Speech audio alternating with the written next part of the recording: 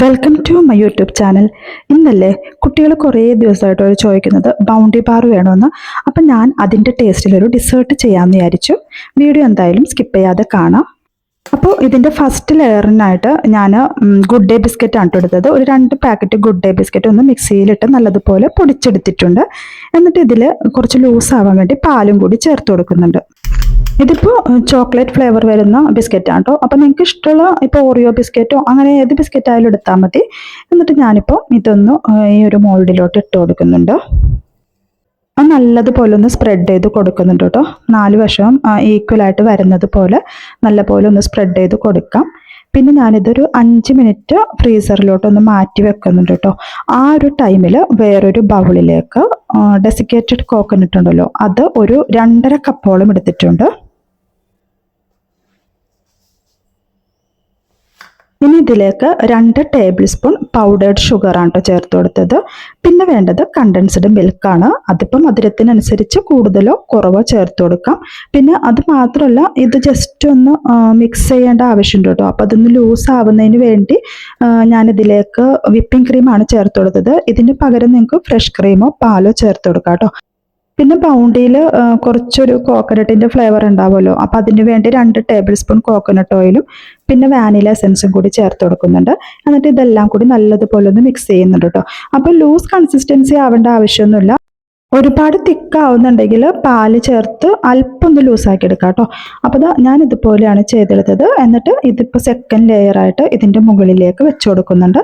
എന്നിട്ട് നല്ലതുപോലെ ഒന്ന് സ്പ്രെഡ് ചെയ്ത് കൊടുക്കാം കേട്ടോ. ഇപ്പോൾ സ്പാറ്റുല വെച്ച് നല്ലതുപോലെ ഒന്ന് പ്രസ് ചെയ്തും കൂടി കൊടുക്കുന്നുണ്ട്.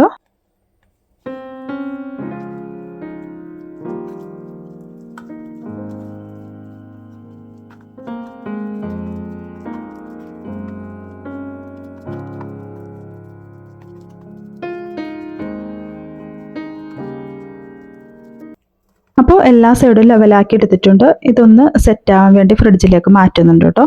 ആ ഒരു ടൈമിൽ നമുക്കൊന്ന് ചോക്ലേറ്റ് ഒന്ന് മെൽറ്റ് ചെയ്തെടുക്കാം കേട്ടോ. അപ്പോൾ ഞാനിവിടെ മിൽക്ക് ചോക്ലേറ്റ് ആണ് എടുത്തിരിക്കുന്നത്. പിന്നെ 2 ടേബിൾ സ്പൂൺ കോക്കനട്ട് ഓയിലും കൂടി ചേർത്ത് കൊടുത്തിട്ടുണ്ട്. എന്നിട്ട് ഡബിൾ ബോയിൽ ചെയ്തെടുക്കുന്നുണ്ട്.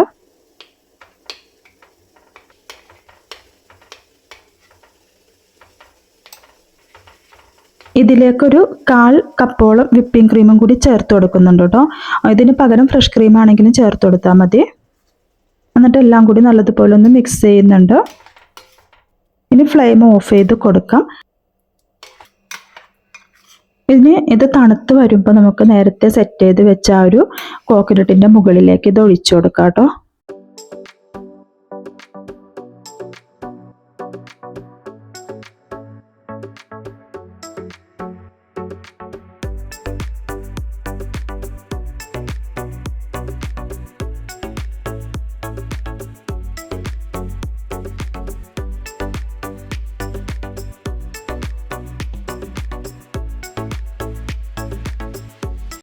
എല്ലാ സൈഡിലേക്കും ഈക്വൽ ആയിട്ടൊന്ന് സ്പ്രെഡ് ചെയ്ത് ലെവലാക്കി എടുക്കാം കേട്ടോ.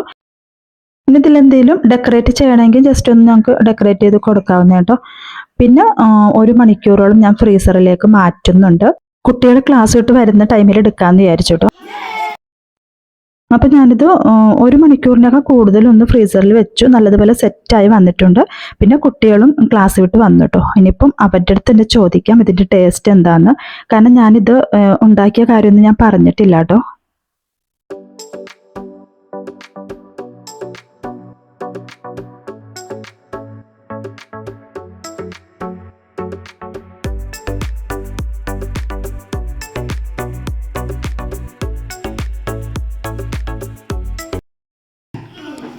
എന്ത് ടേസ്റ്റാണെന്ന് നിങ്ങൾ പറയണം. കഴിച്ചു നോക്കിയിട്ട്.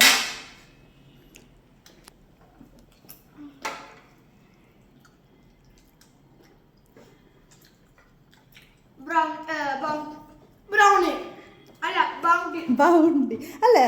ആ ടേസ്റ്റ് ഇല്ലേ? റഫാൻ കുറെ ദിവസമായി പറയുന്ന ബൗണ്ടി ഇത് വേണമെന്ന്, ബൗണ്ടി ബാർ വേണമെന്ന് പറഞ്ഞു. എന്തുപോലെ? ആ ഒരു ടേസ്റ്റ് തന്നെയല്ലേ? കാരണം ഞാൻ വിചാരിച്ചിപ്പോൾ ബൗണ്ടി ബാർ ആകുമ്പോൾ ചെറുതായിട്ട് കുറേ ഇങ്ങനെ ഡിപ്പ് ചെയ്ത്, പക്ഷെ ഇതാകുമ്പോൾ നിങ്ങൾക്ക് ഇഷ്ടമാവും. ഇഷ്ടമായോ? കൊള്ളാവോ?